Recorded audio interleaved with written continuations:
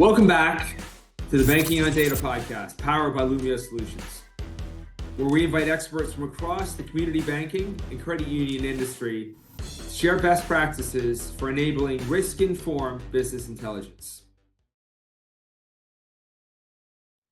Welcome back to the Banking on Data podcast. I am thrilled to have joining us back on the program today, Phil Goldfeder, the CEO of the American Fintech Council. Phil, great to be with you as always.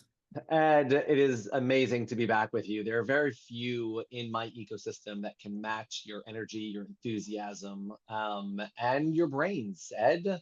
It's nice to see you here, and especially with the new refreshed brand. I absolutely love the Lumio name and the Lumio concept, and it's more than just that. It's everything that you guys are doing. It's really a pleasure to have you as part of the American Fintech Council, and always happy to join you here. Thanks, Phil. I appreciate that. The feeling is mutual, and I think that the energy you bring to the important work that's going on at the council is one of the things that we wanted to shine a light on here today. Not only get your views as to the macro environment, right? A lot of interesting stuff that's going on. Certainly, an extremely exciting time, to say the least, to be in the space in which you're operating, right? Focusing on responsible innovation. But also some of the educational content that the American Fintech Council is creating and producing over the next couple of months for folks who might not be familiar with that. And we'll talk a little bit about how they can get access to that and participate in that as well.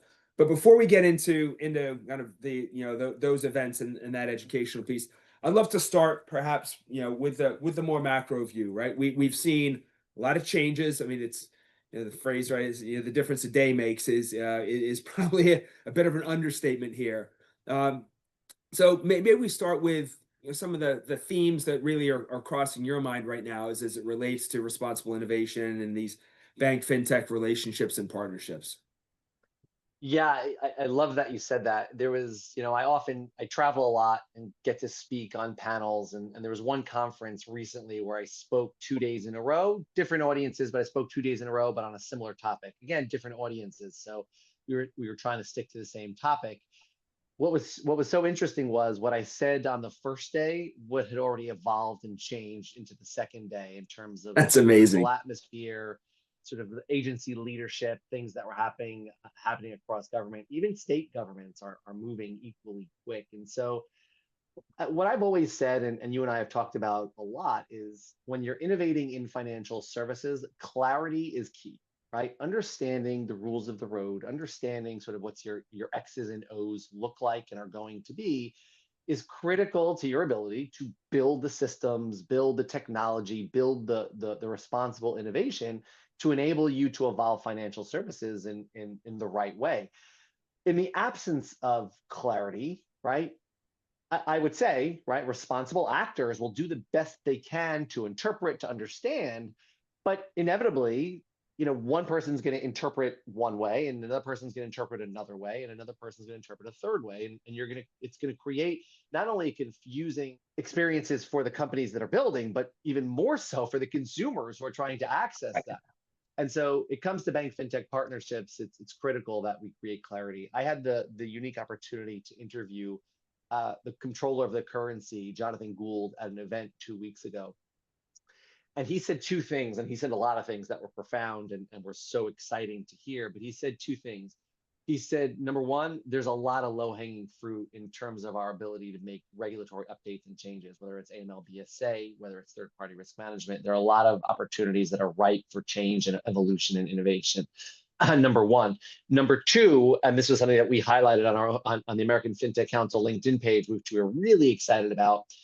Historically, the idea was, innovation is potentially risky and potentially scary for regulators. What he said was he turned that on his head, and Controller Gould said, a community bank is potentially more at risk if they are not innovating and looking at innovations in the way in which they think about their risk, their compliance, their consumer access. And so, we're seeing sort of, like I said, a continuous evolution. Hopefully with the latest leadership, you're getting a bit more clarity. You're getting a bit more of I want to be clear about something. It's not a free for all, right? You're getting it's within the range of appropriate and controlled, but at the same time, providing opportunities for companies to innovate, for innovative banks to responsibly evolve the way in which they operate. You're seeing leadership start to solidify and really push out agenda items which are critical to enable innovative banks, fintech companies to thrive, to get the clarity that they need so that they can ultimately offer the consumer services that consumers are demanding. Pardon me, Phil, how does that message get out to you use the example there of how does it get out to the community banks, right? You use that anecdote there. It's a fantastic interview and conversation with Jonathan Gould. For anyone who has not seen it, you can get to it, I think, through the AFC LinkedIn page there. It's a must watch. It's terrific. And maybe we can get that popped up here on the screen here as well. But that's a sea change in mindset, right? You know, I know one of the themes that we have coming up in this webinar series is around reg tech and we'll get into some hot topic, hot elements of AI, but really if you go back to the kind of that core regulatory relationship and, historically has it been combative and have you seen the regulator as right, as someone that is right going to hold you back, but this is now turning it, this paradigm on its head. How do the folks, out in the, in those community financial institutions, how do they, get with the times there? How do they, right? And then that's a big cultural shift. Yeah, carefully and slowly and organically. I think nobody should, the second you think that you're missing the boat and you have to do something that is out of character, you've already made a mistake, right? You've got to be methodical in terms of how do you embrace innovation. It's people, process, product, or people, product, process, depends how you look at it. But number one, it's people. You need to change the way you think about innovation, right? Slowly, right? How much can we embrace? How much more risk are we willing to tolerate? How much can we change the way we operate? Number one. Process, right? Like, okay, now that I'm changed the way I think, what are the processes to get comfortable with the new things, with new ways of doing, or new consumer offerings? And then the third is product. Okay, what do I need, right? What kind of companies do I need to bring in to help me with sort of my bank regulatory technology? And then once I do that, how do I think about the products that I'm now able to offer consumers now that I've done a better job of embracing regulatory technology? And so it's very, very carefully. And so there's no good, easy answer. Like, oh, just do this. It's got to start with your board. It's got to start with your executive team. There's got to be meaningful buy-in. Again, you got to evolve the way your organization thinks, and then slowly turn into it and find the ways that you're going to innovate that are going to make you a better organization and a sounder organization, not a riskier one.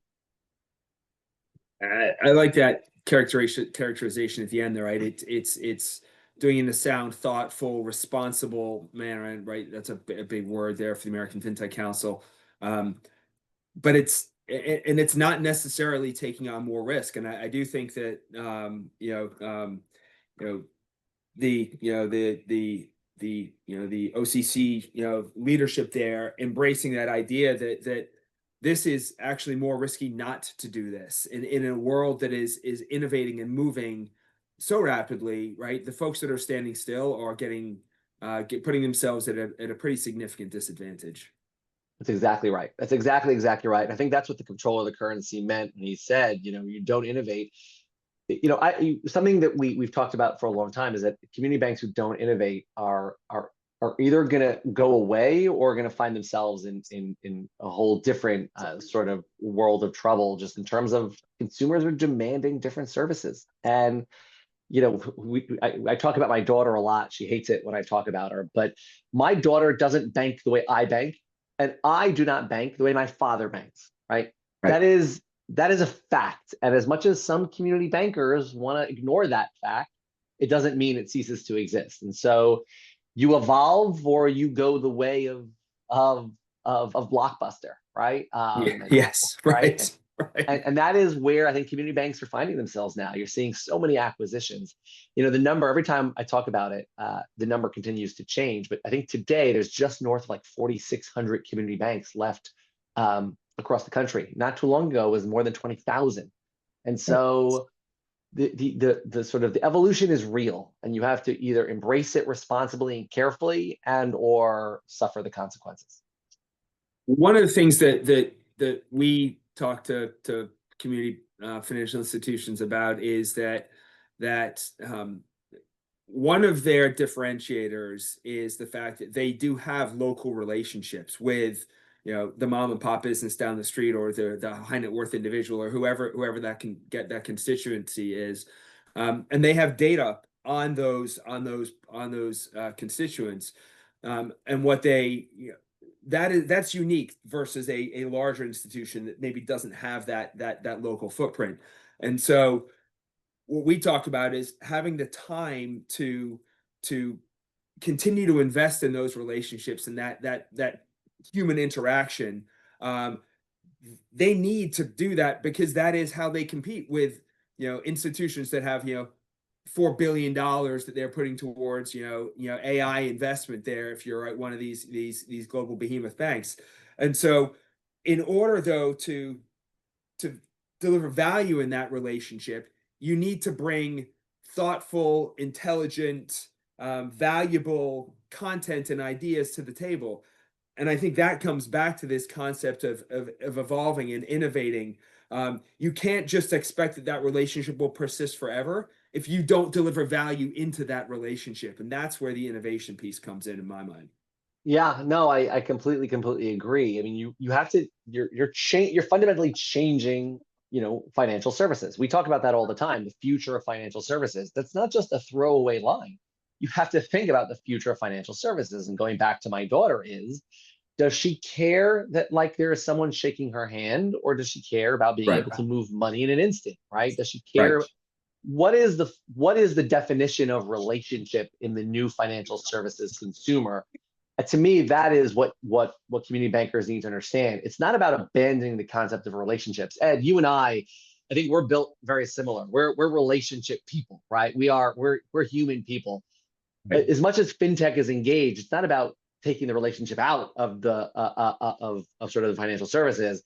It's just changing the way in which you think about that relationship, and what does someone like my daughter, and dare I think about this, God no, like what is her daughter going to think about in terms of what is the definition of relationship? And so Right. it doesn't mean you take it's cold and heartless. It's quite the opposite. You just have to think about how you're penetrating into her brain differently to ensure that she is more loyal to you as a service in financial services. All right. These are some pretty, on one level, you could say these are pretty simple concepts, but there's a lot when you kind of get, an inch beneath the surface, it becomes hard and complex and challenging to actually enact these concepts. You and the American Fintech Council team have created a webinar series because when you do get kind of below that surface layer, right, there's a lot that you need to think about in order to innovate responsibly and in order to achieve, right, the dynamic there that the control of the currency has suggested that this is about being ahead of the risk and taking the right decisions there, whether it's fraud, whether it is digital assets. Maybe can you talk a little bit about what those themes are that are top of mind that you're using to initiate this webinar series? Yeah, no, and thank you for that, and thank you for being such an amazing partner. We, any one of the topics that you and I talked about just now, we did it quickly, and it could be a podcast and a webinar unto itself, right? I mean, Right. these are things that whether it's your customer, fraud, MLBSA, right? Sort of third-party risk management, bank fintech partnerships, innovation relation. These are all individual topics, and it's a lot. And I oftentimes, in describing the American Fintech Council, we say we're a standards-based organization, and we're, we think about sort of the human approach to what we do and how we do it. And so we want to make sure that we're creating opportunities, number one, for our members, again, Ed, like you and the great team at Lumio, to sort of talk about the work that you're doing, how you are not just, sort of offering sort of a product to a bank or to a financial institution, right? You're you are fundamentally changing the future of finance, right? And I know that sounds sometimes hard to embrace, but that's what you're doing, right? You're changing the way sort of financial institutions think about how they operate, and sort of the efficiencies they use and the technologies they embrace, and how they're going to maintain sort of their risk and their compliance sort of standards while they're able to scale. So how do you do that? How do you really get that message out there? How do you really sort of put put that expertise in front of the people who need it? So every year, as you know, and Ed, you've participated a number of times, we do an annual summit. This year on November 18th, the American Fintech Council is hosting our 9th annual Fintech Summit. And we are excited that the acting chairman of the FDIC, Travis Hill, is going to be there, and controller of the currency, Jonathan Gould, is going to be there, and leading members of Congress are going to be there. Congressman Brian Stile, who chairs the FinTech subcommittee of House Financial Services, but innovators and responsible financial institutions are going to be there as well, in terms of CEOs of leading FinTech companies. And Ed, you're going to be there, which is really all we needed to know. But that being said, is what we learned this year is the summit is not just like every other event you go to, and that like, oh, okay, come listen to some speeches, listen to some panels, have coffee in the hall. We want to make it real, right? We want to make it meaningful dialogue, create real opportunities. And what we've learned over the last 7 or 8 years, this year is our 9th year, is that there's just not enough time in the day, right? There's simply not enough time to get the conversation started, dig into it, and then come up with some conclusions. And so what we've done this year a bit differently is that we're going to start the conversations early, and then we're going to continue them afterwards. And so we're doing a specific AFC webinar series for the 4 webinar Wednesdays, we're calling it. It's a policy summit series. We're going to be touching on topics that will then continue specifically at roundtables at the day of the summit.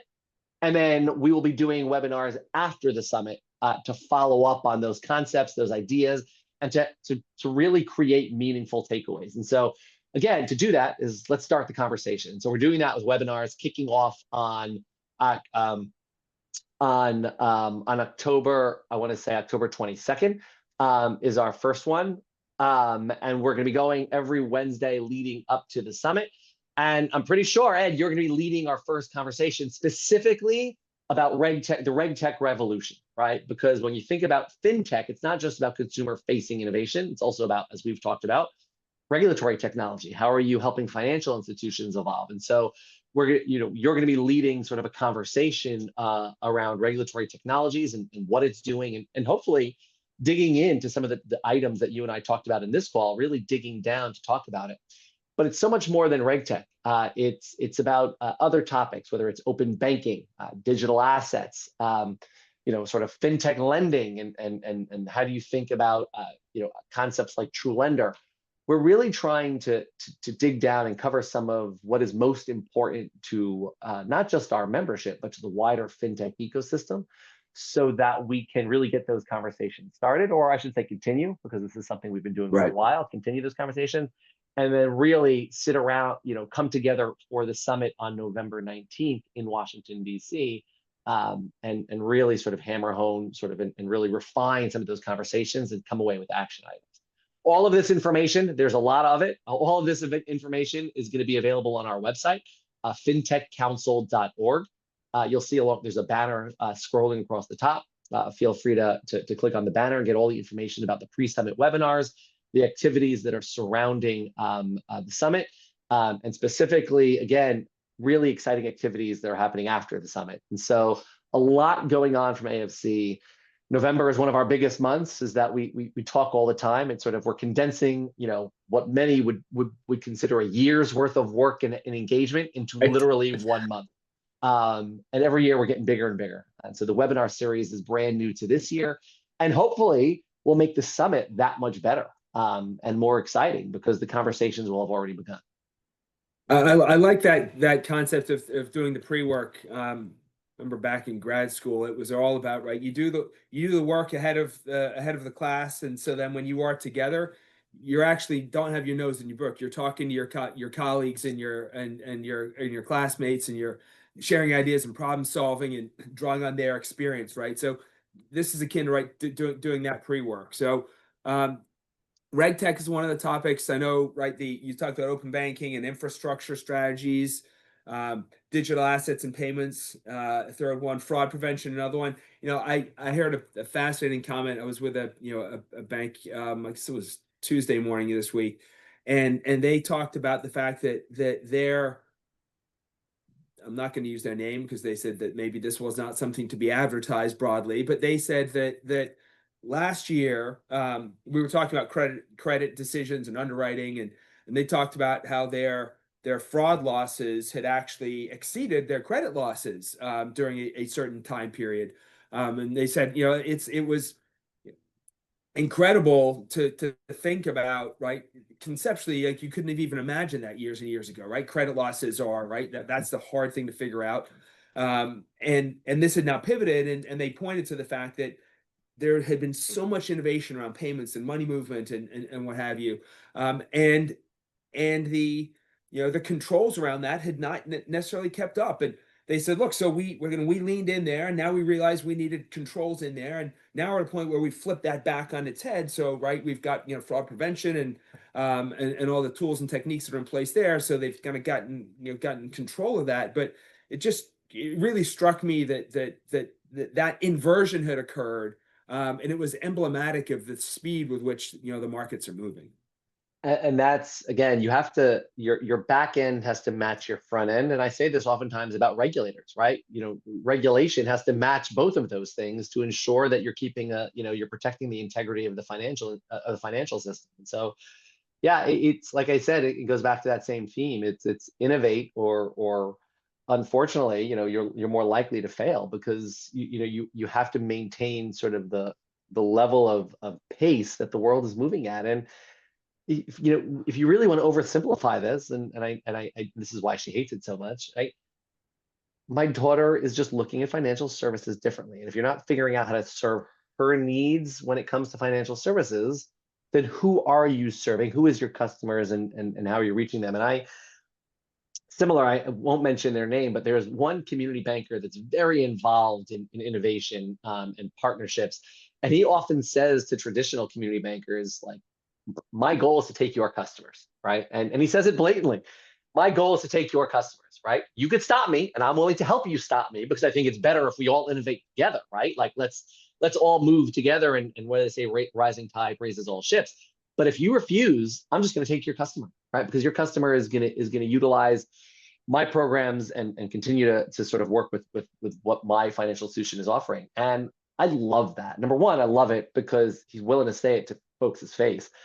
But what I love more about that is that he's willing to help community banks survive and thrive as well, right? And so it's not just a competitive nature, and that's kind of what AFC really tries to do is bring what on its face would seem like competitors, but bring them together so that we can find the best solutions, create the standards, work towards a pathway of financial services that works for the consumers and the financial institutions.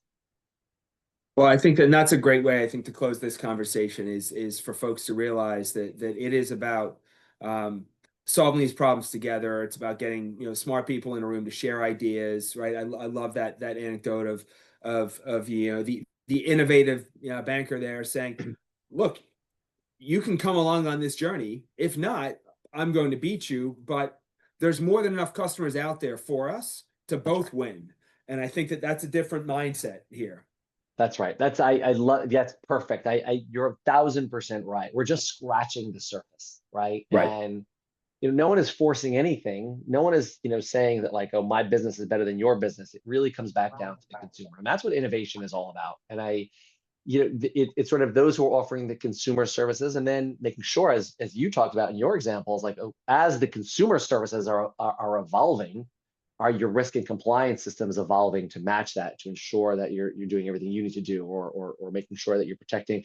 I mean, God, we can talk about fraud from today to tomorrow, right? The way that the fraudsters are innovating, right? And the technologies that, right, again, folks like you have built to really, sort of solve some of the regulatory technology problems that exist today. And so, again, this is exciting times, right? And I don't think that the combined, we don't have enough energy to really sort of do it justice, because these are truly exciting times. We are building today think about the 1950s with the innovation when it came to credit cards, right? And how that sort of Right. changed the world, right? Or think about sort of, the invention of and the introduction of the ATM machine and how that evolved and sort of the criticisms that it got at the time. And then over time, it became the norm. That's where we find ourselves today. What we are building today is going to be the next 50, 100 years of financial services. And we get a front row seat. And so I encourage everybody listening to this, American fintechcouncil.org, fintechcouncil.org. There are so many amazing conversations, so many great companies like Lumio and experts like Ed who are leading the charge from the front, who are not shy, who are not who are not timid. They recognize that they are changing the way banking has historically been done and regulation has historically been done. And they're doing it the right way with the right focus on best consumer practice and regulatory compliance. And I encourage, whether you get involved with one of the webinars, you come to the summit, I encourage people to get involved, to really be a part of these conversations and be able to tell your kids and your grandkids that you helped change the future of financial services to ensure that they can access financial services the way they wanted to. Well, and maybe I will actually close with this comment. You made it earlier. I asked you about how, you said clarity is key, right? You pointed out that the comptroller of the currency there had shared a view on, the importance of innovating and it's higher risk to not innovate. And I asked you, well, how do you get that message out? As you talked about there, right? The American Fintech Council is an incredible starting point for many of these community financial institutions so that they can methodically embrace change. They can take that first step, right? It's not about jumping into the deep end and not knowing what's down there. It's like you can take gradual steps into this. Some of this educational content, meeting some folks that have tried some of these approaches and steps. That's what this community is all about. So I appreciate you, Phil, fostering that collaboration and information sharing and education. Look forward to seeing you and the team on the webinar Wednesdays and then in DC for the policy summit in November. Thanks again, Phil. Thank you, Ed.